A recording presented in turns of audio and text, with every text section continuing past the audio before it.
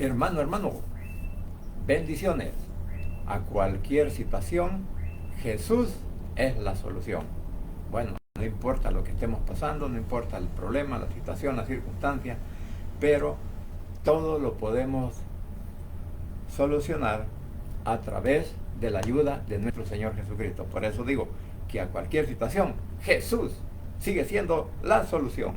Bien, vamos ahora a hablar en el capítulo 8 de los Hechos, y hoy entramos a la segunda parte de la división de este libro, porque hasta el capítulo 7 era la primera y ahora vamos a hablar de la segunda, y aquí comienza algo terrible para la iglesia creyente en nuestro Señor Jesucristo de aquel día, de aquel entonces, la cual había sido una iglesia levantada por nuestro Señor Jesucristo por medio de los apóstoles.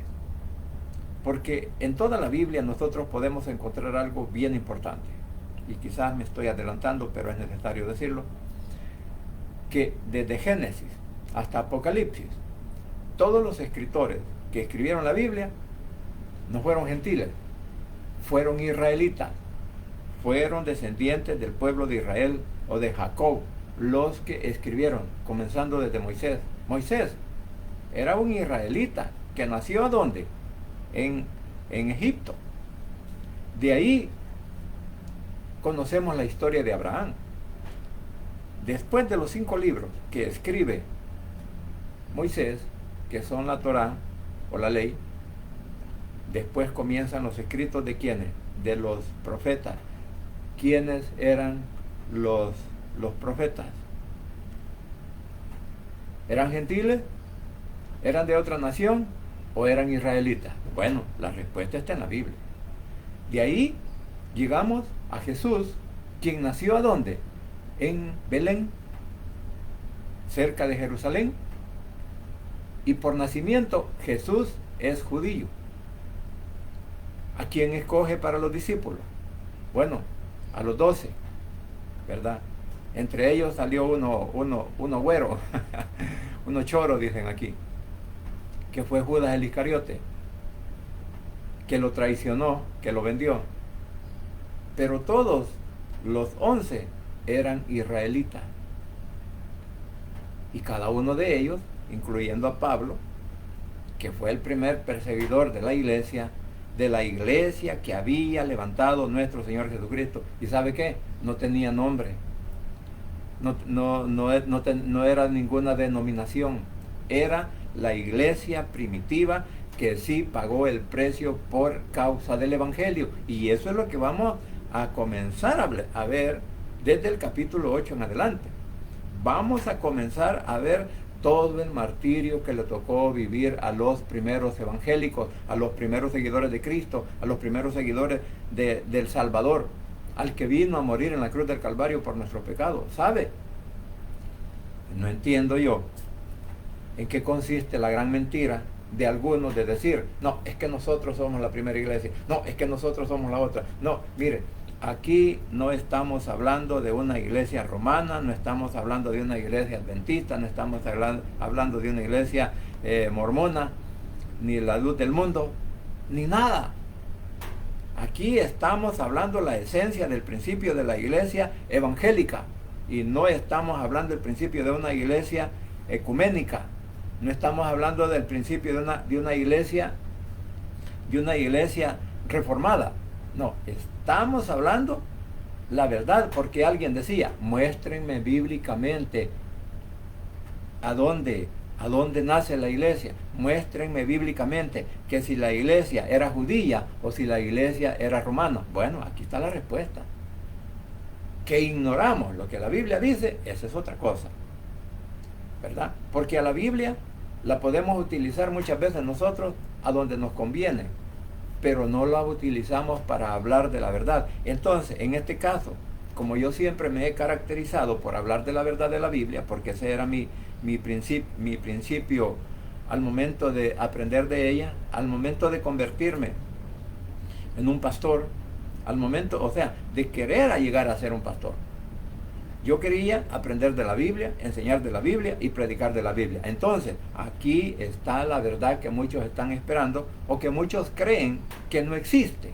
Pero sí, aquí está. Y por eso, cuando vemos en los primeros 4 versículos, ¿a quién encontramos como personaje en ese momento? Pues encontramos a Pablo, a Saulo, que en ese momento no era Pablo, era Saulo. Saulo era un judío, pero con descendencia romana. Por eso él también tenía las 2 nacionalidades. Es como los que van ahora a los Estados Unidos, ¿verdad? Tienen la ciudadanía salvadoreña y tienen la ciudadanía americana. Y muchos allá pelean por esa nacionalidad, por la americana, o sea, la estadounidense. Así que así era Pablo. Pero Pablo fue el primer perseguidor de la iglesia evangélica que nació en Jerusalén. Por eso dice aquí, por eso cuando leíamos el versículo 66 del capítulo 7, dice, y puesto de rodillas, clamó a gran voz, Señor, no les tomes en cuenta este pecado, y habiendo dicho esto, durmió, o sea, murió. ¿Quién? Esteban. Ahora bien, mire lo que dice el 8, continuando el relato. Y Saulo, oiga bien, no dice Pablo, dice Saulo. Y Saulo consentía en su muerte. En aquel día hubo una gran persecución en contra de la iglesia que estaba en Jerusalén, y todos fueron esparcidos por las tierras de Judea y de Samaria, salvo los apóstoles, y hombres piadosos llevaron a enterrar a Esteban e hicieron gran llanto sobre él. Y Saulo asolaba la iglesia y entrando casa por casa, arrastraba a hombres y mujeres y los entregaba ¿dónde? En la cárcel. Padre Santo y bendito que estás en los cielos, santificado sea tu nombre, vénganos tu reino, hágase tu voluntad en los cielos como en la tierra. Asimismo, Señor, danos el pan de cada día, danos del pan de cada día, como también líbranos del mal, de todo acecho del enemigo, y que seas tú también perdonando nuestras faltas, como también nosotros perdonamos a los que nos ofenden, y que seas tú, por favor, Señor, el que tomes el control en mi mente, en mi boca, en mi corazón, para poder desarrollar este bosquejo y darnos cuenta de dónde comienza el principio de la persecución de la verdadera iglesia que creyó en ti, de la verdadera iglesia que se entregó a ti, y de la verdadera iglesia que en realidad muchos mártires murieron por no negar la fe. Muchos mártires aquí encontramos en la Biblia que defendieron la fe aún a costa de su propia vida. Así que desde ya, papito lindo, te suplico que seas tú, por favor, obrando en mi mente, en mi boca, en mi corazón, y que me ayudes a poder hablar al respecto sin ofender a nadie. En el nombre de Jesús, tu Hijo amado, orado, bendito Padre Celestial, te ruego, Señor, que puedas poner tu mano poderosa de sanidad sobre el hermano del camarada Centeno, Carlos Centeno.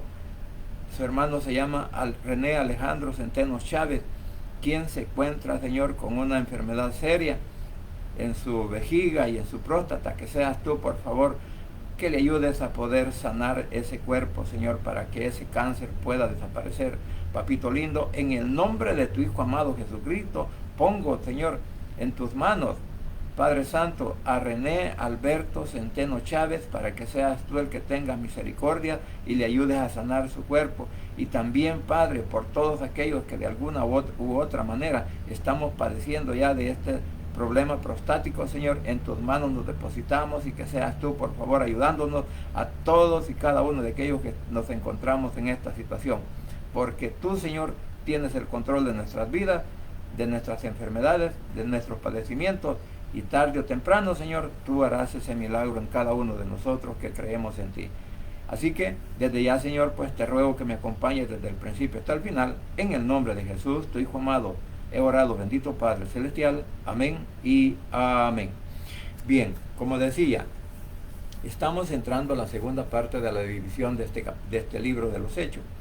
Y aquí vemos cómo se comienza la persecución y la diáspora de todos aquellos que habían creído en nuestro Señor Jesucristo.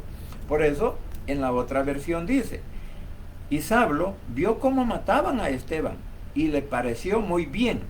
Más tarde, unos hombres que amaban mucho al Señor, recogieron el cuerpo de Esteban, lo enterraron y duraron varios días llorando su muerte. A partir de ese día, mucha gente comenzó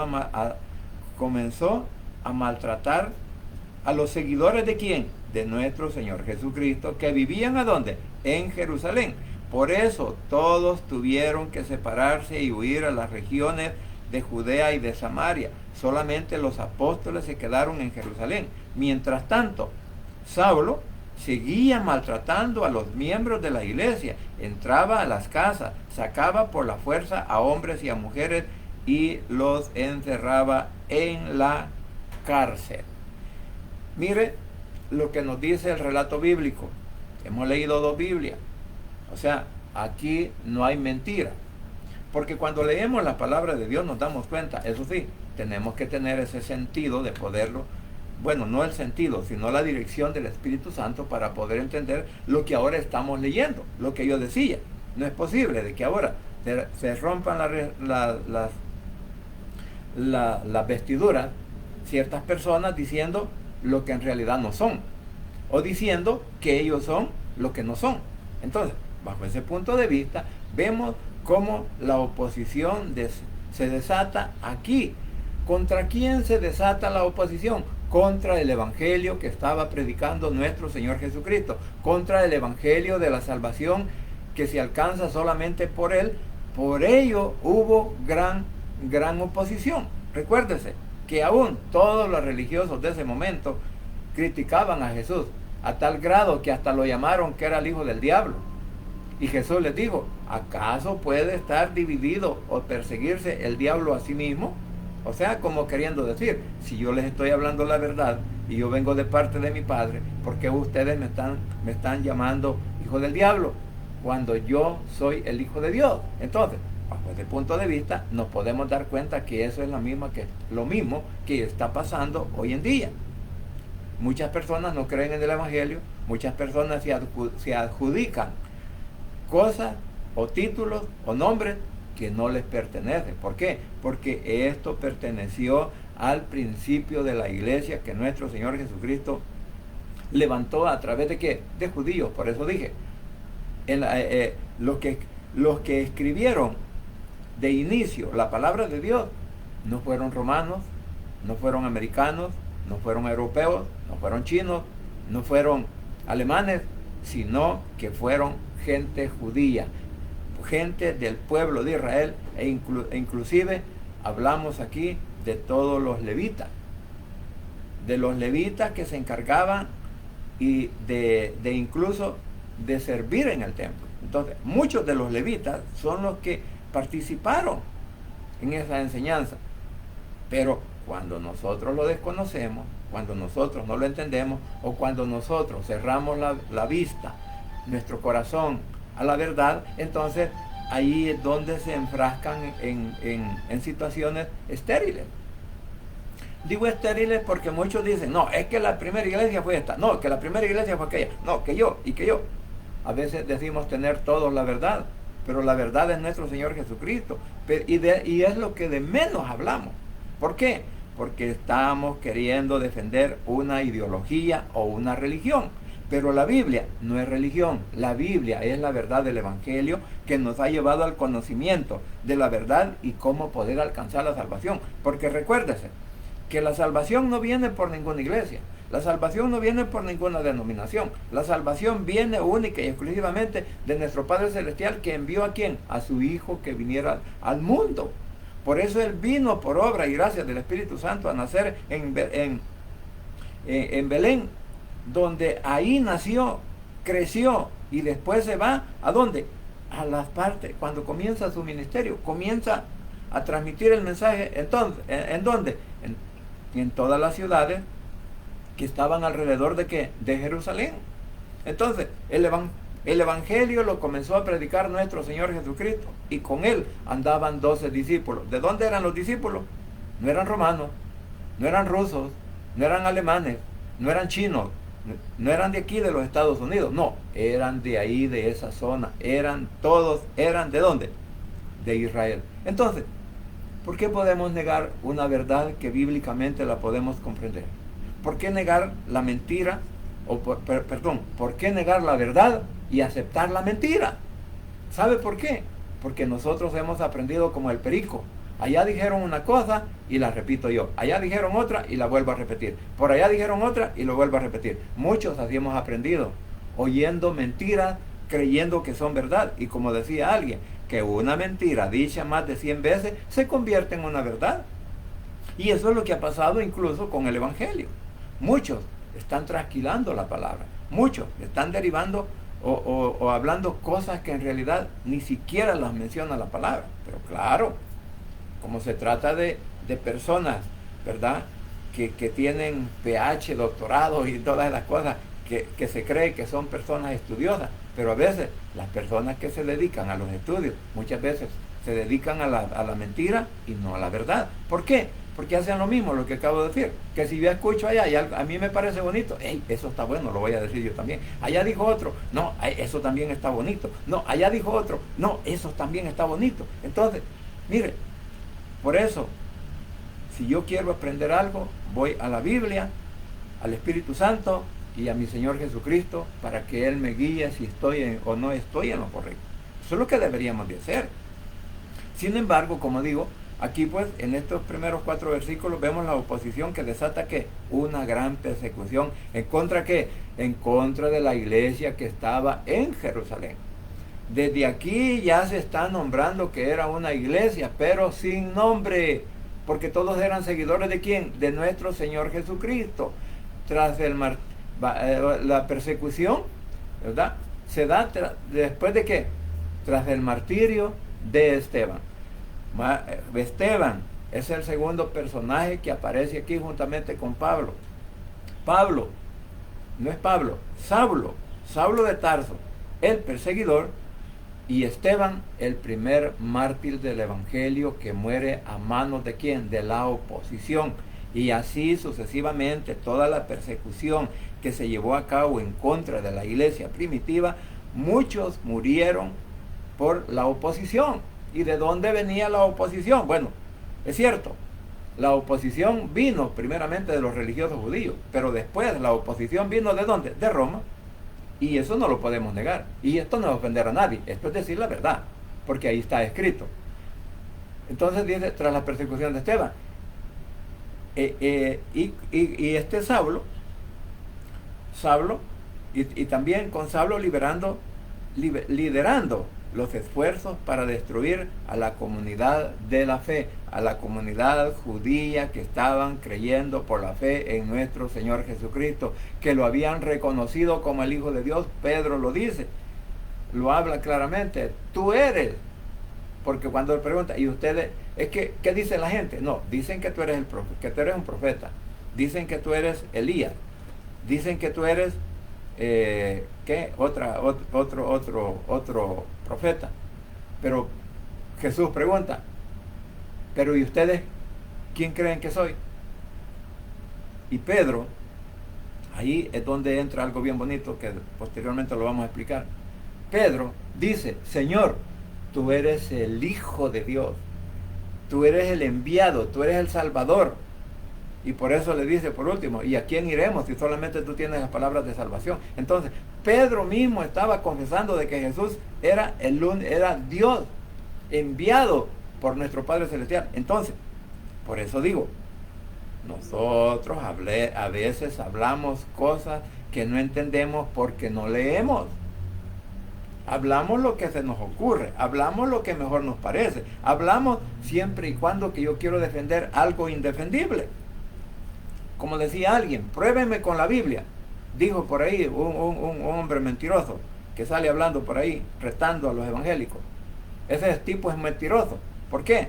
Porque dice, muéstrenme, pruébenme con la Biblia. Y yo le aseguro que si yo le llevo la Biblia y le muestro esto, me va a decir que es una mentira. ¿Por qué? Porque él está defendiendo su causa. Yo no estoy defendiendo nada. Yo solamente estoy hablando la verdad que la Biblia me enseña. Y luego podemos ver que esto sucedió cuando dice, bueno, luego de que matan a Pablo,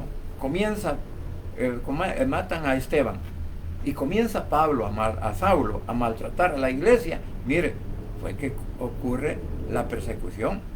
Por esa razón podemos ver que la diáspora o la dispersión fue providencial. ¿Sabe? Aquí se va a cumplir lo que también dice en Hechos 1:8. Y me serán testigos en Jerusalén, en Samaria, y hasta lo más lejos, hasta lo último de la tierra. Entonces aquí se está cumpliendo también que la diáspora comienza ¿dónde? En los creyentes que fueron obligados y llegaron a Samaria. Ahí se cumple este versículo que dice Hechos 1:8. Dice, los creyentes se ven obligados a huir a las regiones de Judea y Samaria. Para este exilio se convierte en una oportunidad, pero este exilio se convierte en una oportunidad ¿para qué? Para la misión. Donde quiera que iban, predicaban ¿qué? La palabra. Porque cuando llegó Felipe a la ciudad de Samaria, cuando llegó Felipe ahí por Cesarea, ¿sabe? Cuando Felipe se encuentra con el eunuco, con el que era uno de los principales de la reina de Saba, el que se convierte, bueno, más adelante también vamos a leer todo esto, cuando Felipe se encuentra con el etíope. Entonces ahí vemos cómo la diáspora en ese momento, ahí inicia, o sea, ahora podemos sacar una conclusión, digo una conclusión, porque lo vamos a aplicar a la Biblia. Que nuestro Señor Jesucristo permitió que todo esto sucediera, ¿para qué? Porque la iglesia posiblemente no quería salir de Jerusalén, porque estaban en su lugar, estaban en su patio, estaban en su tierra, estaban acomodados. Sin embargo, cuando sucede esta persecución, ¿qué pasó? Y comienza Saulo a arrestar y a maltratar a los seguidores de nuestro Señor Jesucristo. ¿Qué pasó? Tuvieron que salir huyendo. Entonces, ¿qué quiere decir? Que nuestro Señor Jesucristo toma siempre ventaja de la dificultad. Eso podemos entender. Nuestro Señor Jesucristo toma la ventaja en la persecución o en el problema, en la situación difícil. ¿Por qué? Porque tenían que moverse de un lugar a otro para salvar sus vidas. Entonces ahí es donde se cumple el versículo 1:8 de los Hechos, cuando dice primero en Jerusalén y después en Judea y Samaria. Ahora llegan a Samaria y aquí ¿qué vieron ellos? La oportunidad de seguir hablando, porque me imagino que la gente les preguntaba, ¿y por qué vienen huyendo ustedes? No, que allá en Jerusalén nos quieren matar, allá anda uno llamado Saulo, que nos quiere mandar a la cárcel, que nos quiere decapitar, que nos quiere apedrear. ¿Por qué? Pero la gente preguntaba, ¿y cuál es el motivo? Porque nosotros creemos en nuestro Señor Jesucristo, porque nosotros hemos visto los milagros que Él ha hecho y lo hemos reconocido como nuestro único Salvador personal. Pero ahora, como Él es religioso, como Él es alguien que ha aprendido mucho de la ley, pero se la ha adjudicado Él como que tiene el derecho de podernos maltratar a nosotros. Estoy inventando aquí, pero posiblemente podría haber sido que ellos así comenzaron a hablar del Evangelio, así comenzaron a hablar de Jesucristo, porque cuando les preguntaban, ¿y por qué los persiguen? ¿Por qué los quieren matar? ¿Por qué los quieren apedrear? ¿O por qué los quieren meter presos? Entonces, ahí tuvieron que hablar ellos ¿qué? De la causa por la cual estaban huyendo. Entonces, la causa era el Evangelio que nuestro Señor Jesucristo había predicado con ellos, que los había instituido apóstoles. ¿Sabe? Aquí no solamente iban ellos, iban también con su familia. Y ya las familias se habían convertido al Evangelio. O sea, que sí ya había una iglesia en persecución y la oportunidad que vieron ellos era de predicar la palabra, el Evangelio. Ahora, por eso vemos que del 4 al 5, o sea, y vemos la predicación del Evangelio donde en Samaria, pero del 5 al 6 podemos ver. Sin embargo, los que habían huido de la ciudad de Jerusalén seguían anunciando las buenas noticias de salvación en los lugares por donde pasaban. Felipe fue a la ciudad de Samaria y ahí se puso a hablar acerca de Jesús, el Mesías. Felipe era uno de los 7 ayudantes de la iglesia, y en el 6 dice, toda la gente se reunía para escucharlo con atención y para ver los milagros que hacía. O sea, inicialmente podríamos entender de que la gente estaba viendo los milagros que estaba haciendo Felipe, pero no los hacía Felipe. Felipe era el enviado por nuestro Señor Jesucristo para poder llevar a cabo esos milagros. ¿Para qué? Para que la gente, eso era para que la gente comenzara a creer en un poder sobrenatural, en una persona que había existido hasta ese momento. No, sí, que había existido porque ya había muerto en la cruz del Calvario, lo habían enterrado, pero también había resucitado. Entonces, él les estaba contando de qué es lo que había hecho nuestro Señor Jesucristo. Por eso, podemos entender que la ruptura de barreras culturales, aquí vemos una ruptura de barreras culturales. ¿Por qué? Porque Felipe, uno de los 7 diáconos, desciende a Samaria para predicar ¿a qué? A Cristo. Él no fue a contar su historia. Él no fue a decir, miren, fíjense que yo nací pobre, crecí pobre, sigo siendo pobre. No. Él no fue a hablar de eso. Él fue a hablar de quién? De mi Salvador. Como lo digo yo ahora, yo hablo de mi Salvador. Porque mi Salvador se llama Jesús de Nazaret, se llama Jesucristo, se llama el Rey de Reyes y Señor de Señores. Él es mi Salvador. Entonces, cuando nosotros nos sentimos agradecidos por la salvación que Él nos da, es que nosotros hablamos la grandeza que Él ha hecho. Que lo crean o no lo crean, ese ya es otro pisto. Pero, por lo tanto, tú y yo, mi querido hermano, no debemos de callar la verdad, no debemos de cambiar la verdad por la mentira. Que nos quede claro lo que la Biblia dice, que nos quede claro que aquí están persiguiendo a la primera iglesia evangélica que levantó mi Señor Jesucristo, y no levantó un nombre de iglesia. Él no levantó una iglesia imperial, Él no levantó una iglesia prominente, Él no levantó una iglesia con riqueza. Él levantó una iglesia con la fe puesta en Él. ¿Para qué? Para que todos creyésemos que por la fe tú y yo somos salvos. Entonces, lo que vemos aquí es que ellos estaban predicando a nuestro Señor Jesucristo. Esto marca que un hito histórico, ya que los judíos tradicionalmente evitaban a los samaritanos, mostrando que el Evangelio es para todos. Y vemos el relato que hace nuestro Señor Jesucristo con la samaritana en el capítulo 4 de Juan, donde la misma mujer le dice, es que tú no puedes hablar conmigo porque yo soy samaritana, y entre samaritanos y judíos no nos llevamos, le digo. Pero Jesús ahí comienza un relato bien bonito, ¿verdad? Que por último termina esta mujer diciendo o saliendo a predicar que me he encontrado al hombre que me conoce toda mi vida. ¿No será este el Cristo? ¿No será este un profeta? ¿No será este el Salvador? Y ella hace contagia a todo el pueblo, y viene todo el pueblo a Jesús y le dice, yo soy ¿quién? Yo soy el que los va a salvar, porque le dice, el que tomara de este agua nunca jamás volverá a tener sed. O sea, porque la samaritana había ido a sacar agua de un pozo, y como ella era una mujer bien conocida en el pueblo, no por sus buenas acciones, sino por sus malos hábitos, entonces ella se escondía. Sin embargo, cuando tiene ese encuentro con nuestro Señor Jesucristo, esa mujer quedó convencida de que había encontrado verdaderamente al Mesías, al que ellos mismos estaban esperando. Entonces, aquí podemos ver que el Evangelio es para todos. Mire, es que el Evangelio no era solo para los judíos. Ahora el Evangelio es para todo el mundo, porque así lo dice comenzando desde Génesis 12, que para todas las familias de la tierra, para todas las naciones, para todos los que habitamos en el mundo, es el Evangelio, pero no todo el mundo lo quiere aprovechar. Entonces vamos a ver que aquí hay un impacto. ¿Por qué? Porque las multitudes prestan atención al mensaje de Felipe de manera unánime, uniendo a la ciudad en torno a la proclamación de Cristo. Lo mismo que hizo la mujer samaritana, ahora primeramente se estaba llevando a cabo ¿por medio de quién?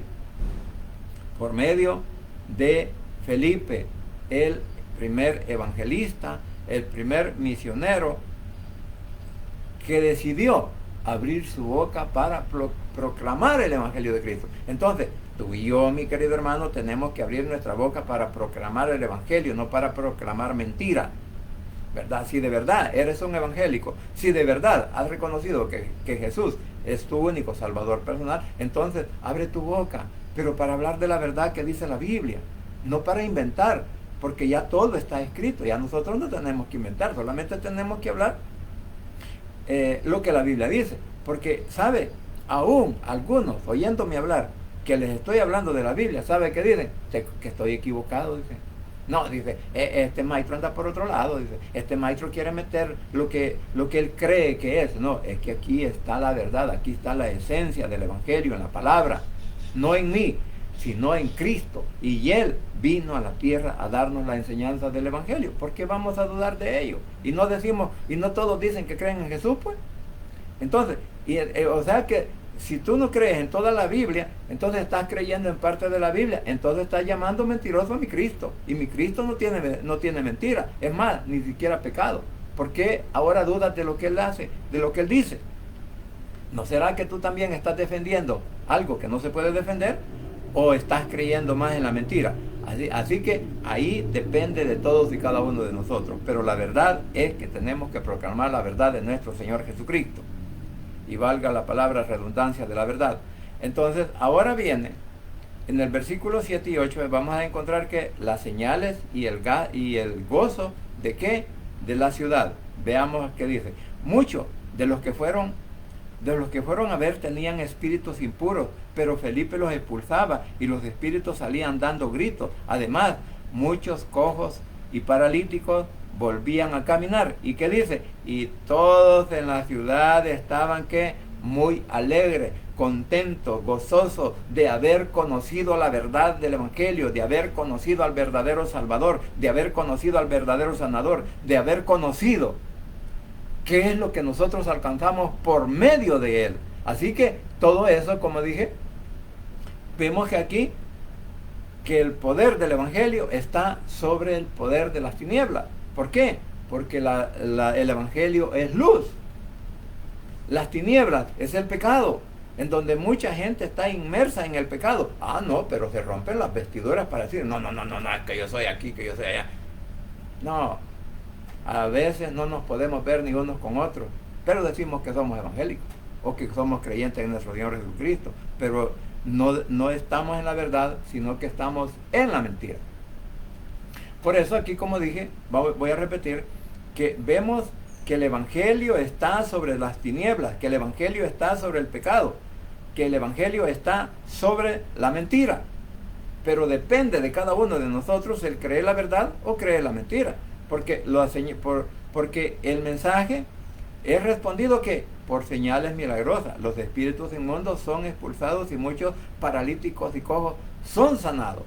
No se sanaron porque Felipe les pusiera la mano. No se sanaron porque Felipe orara por ellos. No se sanaron porque Felipe era el diácono más famoso en ese momento. No, se sanaron por el poder que obra nuestro Señor Jesucristo a través de la palabra y el poder del Espíritu Santo, mi hermano. Por eso se sanaron y porque creyeron. Ellos, todos ellos, los que estaban ahí, creyeron y fueron sanados. Así les digo ahora, que todos aquellos que creen que Jesús puede ser su Salvador y su Sanador, van a recibir la sanidad. Como está pasando aquí. Estaban gozosos. ¿Por qué? Porque estaban conociendo la verdad. Estaban conociendo al Mesías. Estaban conociendo quién era Jesús y por qué había muerto en la cruz del Calvario. Pero que también les dijeron al tercer día resucitó. Estoy seguro que se lo dijeron al momento de estar hablando de él. Es que a él lo crucificaron, pero al tercer día, y lo enterraron, pero al tercer día él resucitó. Entonces, por eso estamos predicando el Evangelio de la verdad. Por eso predicamos a Jesús de Nazaret, porque Él es el Mesías que nuestro Padre Celestial envió para que a nosotros nos salvara. Y como nosotros, hoy que formamos parte de la iglesia por la fe en nuestro Señor Jesucristo, formamos también ¿qué?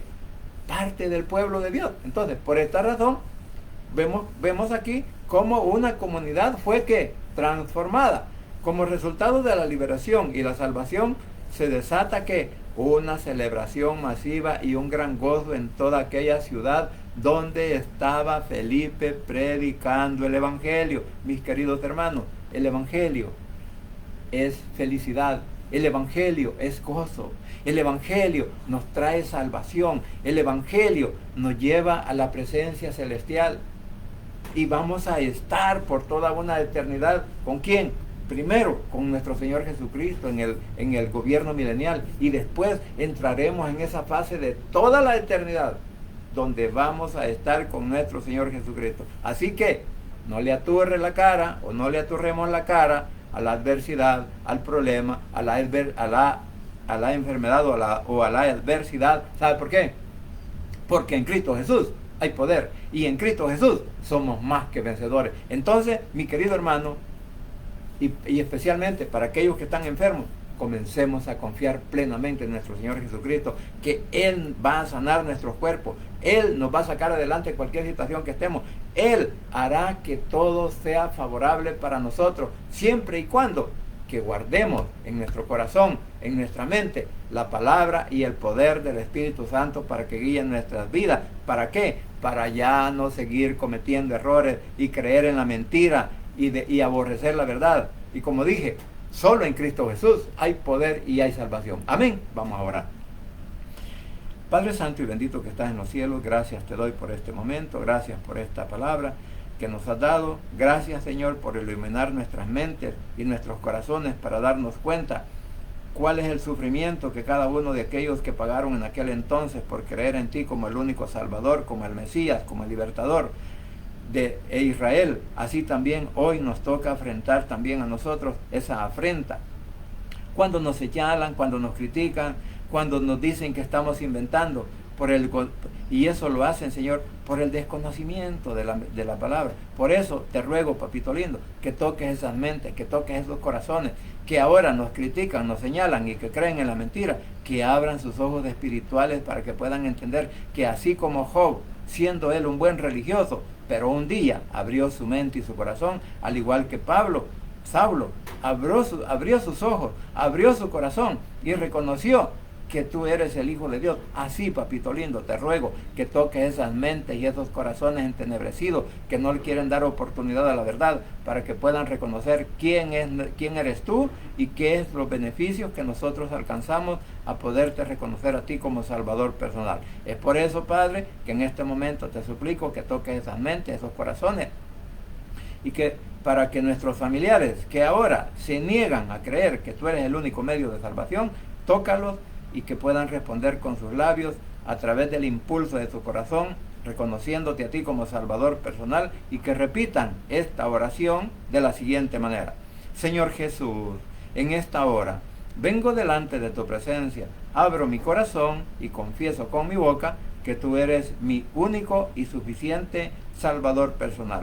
Creo que eres Dios, que moriste en la cruz y que resucitaste al tercer día. Padre, me arrepiento, soy pecador. Gracias te doy por enviar a tu Hijo a morir en mi lugar. Gracias, Cristo, por salvar mi alma hoy. Que el Espíritu Santo selle mi corazón y me dé esa oportunidad que al morir voy a estar en tu presencia. Porque tú, mi Señor Jesús, escribirás mi nombre en el libro de la vida. En el nombre de Jesús, tu Hijo amado, he orado, bendito Padre Celestial. Amén y amén.